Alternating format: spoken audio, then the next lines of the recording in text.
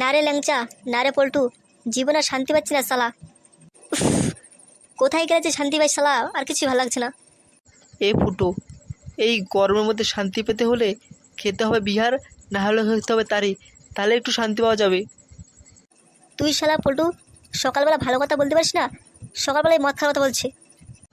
কেন রে ল্যাংচা, আমি কি তোর মতো সতী সাবিত্রী যে সকালবেলা মদ খাওয়ার কথা বলতে পারবো না? এ পল্টু, দেখ, সকালবেলা উল্টোপাল্টা কথা বলবি না কিন্তু, মাথাটা গরম করবি না কিন্তু। দূর শালাগুলো, সকালবেলা ক্লাবে এসে শান্তি নেই, তোরা বকবক কর, তাহলে আমি চলে গেলাম। আরে ফুটো, তুই কোথায় যাচ্ছিস?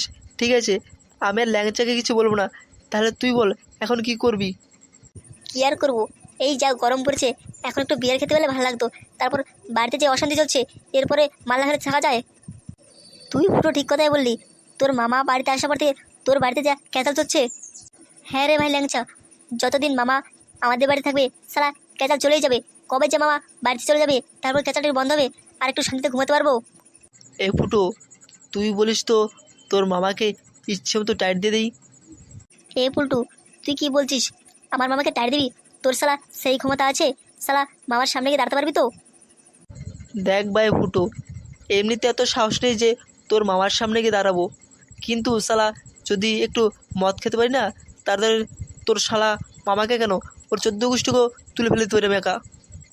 হ্যাঁ ফুটো, পল্টু ঠিক কথা বলেছি। তুই যদি একটু আমাদের মদ খাওয়াতে পারিস, তাহলে তোর মামাকে কেন, তোর মামার 14 গোষ্ঠীও এখান থেকে তাড়িয়ে দিতে পারবো। তুই কি মদ খাওয়াতে পারবি আমাদের? মদ খাবি? এ আর এবার কি ব্যাপার, অবশ্যই খাওয়াতে পারবো, তবে টাকার ব্যবস্থা আমার জোগাড় করতে হবে। শালা ফুটো, সকালবেলা খালি হাতে ঘর থেকে বেরোচ্ছিস, তারপর বলছিস মাল খাবি।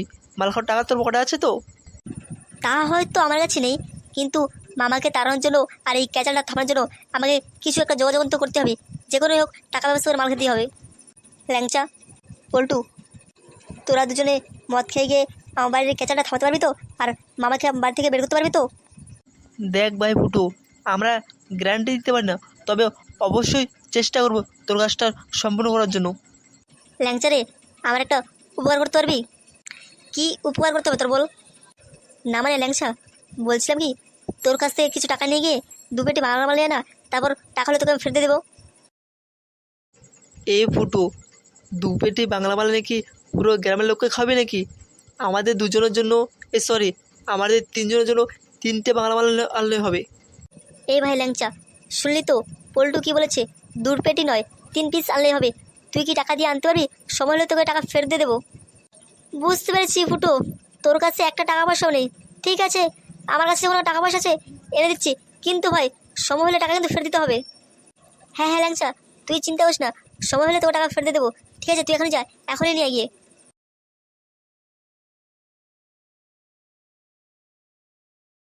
কী রে সাদা কুত্তা কালা কুত্তা, বলছি ফুটোর কোনো খবর আছে?